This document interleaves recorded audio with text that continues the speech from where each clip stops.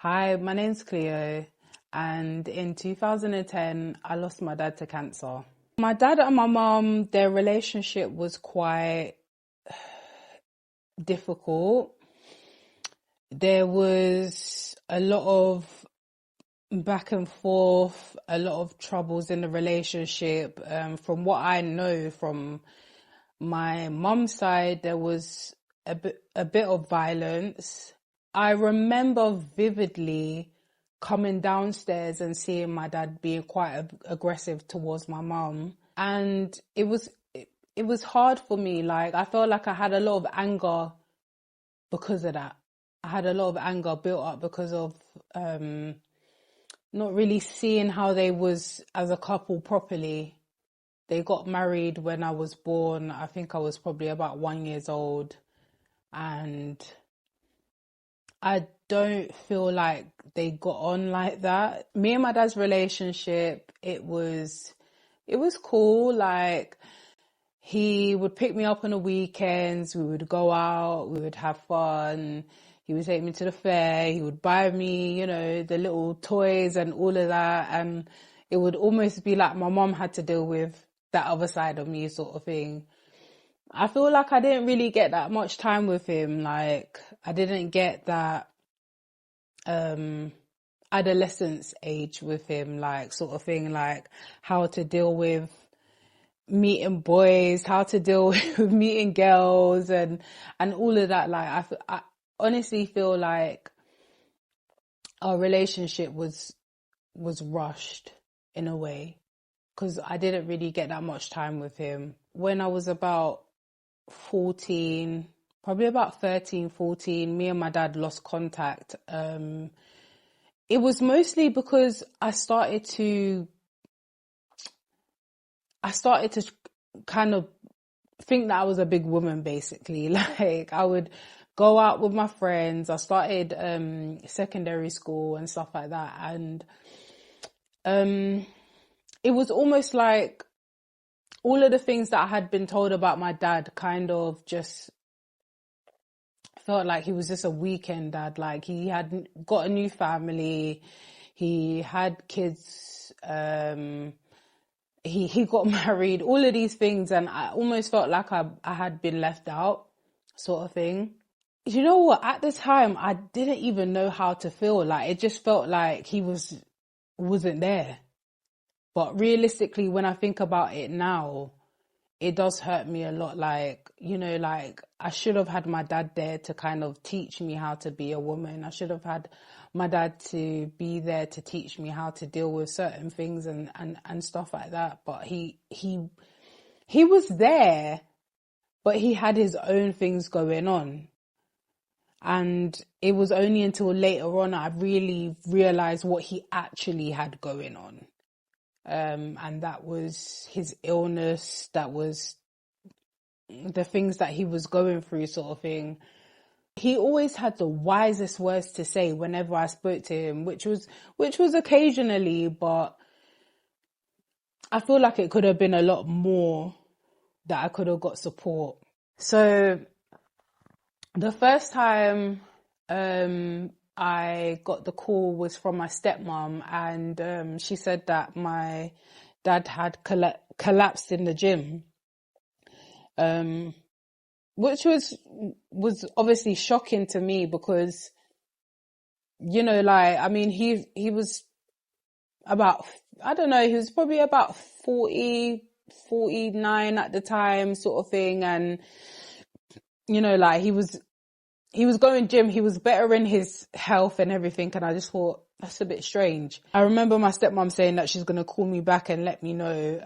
At the time, I was in secondary school. I remember being in secondary school, and me and my friend were bunking off school, and I just remember, like, just sitting down with her and just being quite shocked, like, bruh, like, I haven't spoken to him in a long time, and how comes he's collapsed? Like, why would she call me, like, about, it has to be something serious, sort of thing. I just remember sitting there, and me and my friend were just talking back and forth, like, what could it be? And and all this. And then I don't know what it was, but honestly, I just was like to my friend, what if it's cancer? And she was just like, nah. It can't be that. It can't be that. And I was like, nah, sort of thing. Like, I was just kind of like brushing it off as well, because I thought to myself, like, maybe I'm just thinking a bit too far fetched. Like, at that age, that was kind of like, why would you even think of something like that? Why would you even think of something so far fetched? But I don't know why it came into my mind, but it generally did. I honestly it just came to my head. I put that aside in my head for a bit. I just kind of stopped thinking about it for a bit. And I remember about an hour or two later or something like that, my stepmom gave me a call back. And she said, obviously, your dad's been dealing with cancer. And I was like, huh?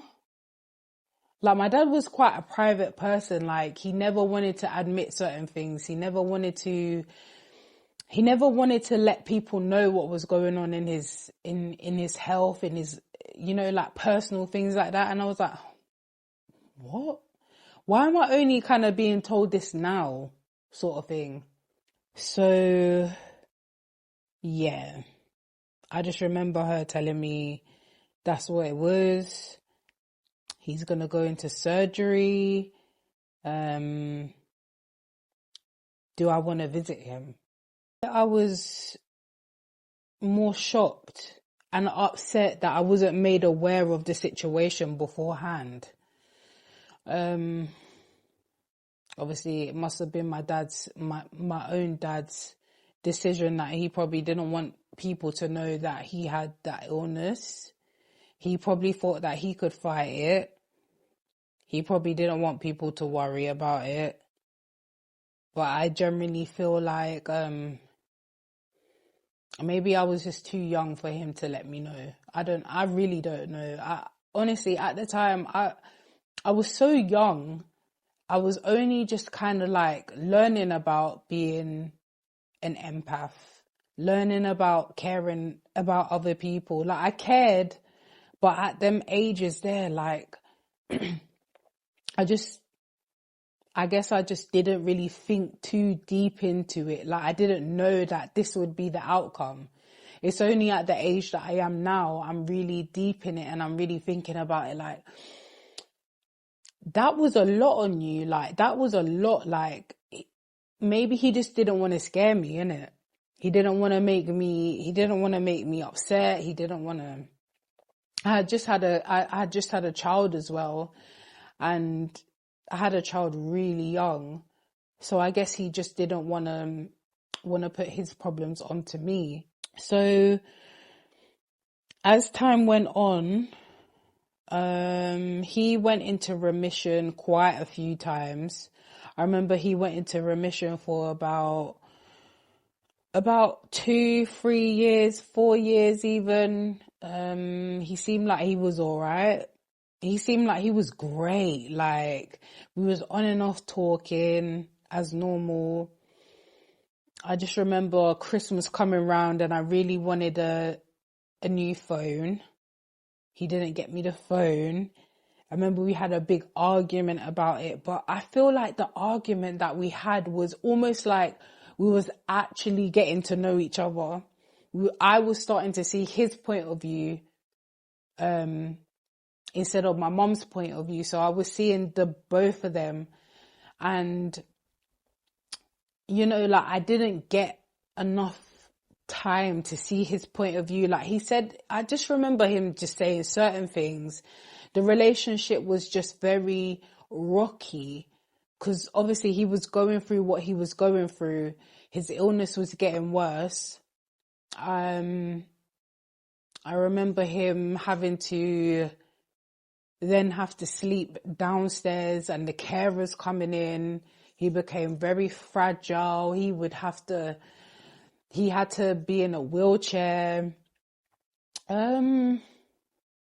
he really tried. Like he really held on. And, you know, like I spoke to him a few times about, you know, like death and, you know, like, are you scared? And he was just like, you know what, Cleo, like, I guarantee we all gotta get there. That was his favorite word, guarantee. Like, if I could save voice notes from him, like, he literally would say, I guarantee this and that, and I guarantee this and that. Like, he was just, he just did not want to talk about it at all. Like, he was so avoidant, you know, like up until he actually passed, he was super avoidant. Like, he didn't even want to even talk about funeral plans or anything like that. And God bless my stepmom, like, she generally had to sort out everything because he did not think that it would get to this stage. He really tried to fight to the end. And it just took over. Like, it really just took over everything. So yeah, he became very fragile, weak. He lost so much weight. Like, it was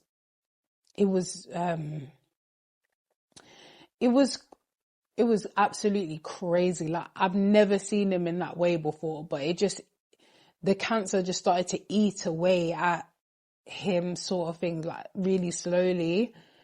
I just remember me and my brothers, we went to my little brother, he used to do like mountain bike shows and stuff like that, and he couldn't even walk there, but he really wanted to go there. So we had to like push him in the wheelchair and stuff like that. And he still wanted to support us in every way, right until the end, sort of thing. I found out through him passing, I had just finished a shift at my Christmas temp job, and I remember my auntie calling me and telling me, you know, your dad had passed. Like, for some reason, like, I mean, it kind of shocked me because I didn't expect to hear her voice, considering I hadn't spoken to her in years.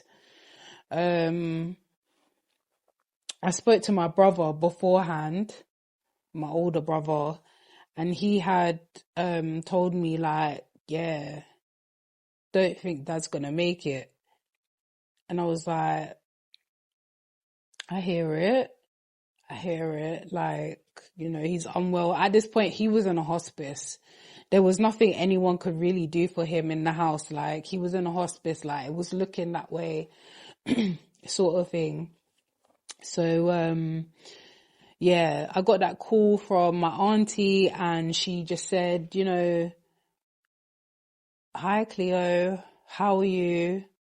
And I was like, yeah, I'm okay. How are you? She was like, yeah, I'm all right.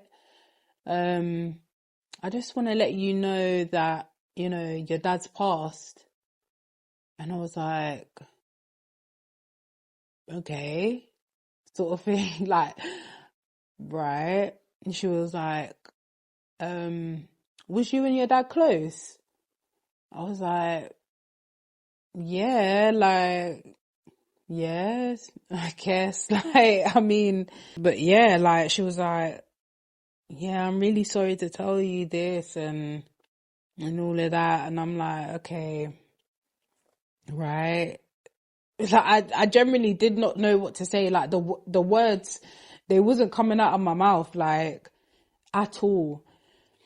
Later on that day, I went to my friend's house, and I was staying at my friend's house because I couldn't stay in my yard. Like, I generally couldn't stay around anyone that I lived with. Like, I had to just go. Me and my son just went to my friend's house, and I just remember telling my friend, my dad's dead. Like, my dad's actually gone. The last time I actually saw my dad, he actually thought I was my sister. He was hallucinating so bad. Even though, you know, their relationship was quite volatile, like, violent at times and stuff like that. I saw her crying at my dad's funeral.